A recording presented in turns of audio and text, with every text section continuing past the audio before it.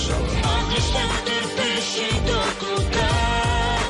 Нема такава държава. Няма смисъл от това и последната иллюзия умра. В тая страна на власт и подлостта. Добър вечер, уважаеми зрители. Спите ли? Колко данък ще вземат на народните водители?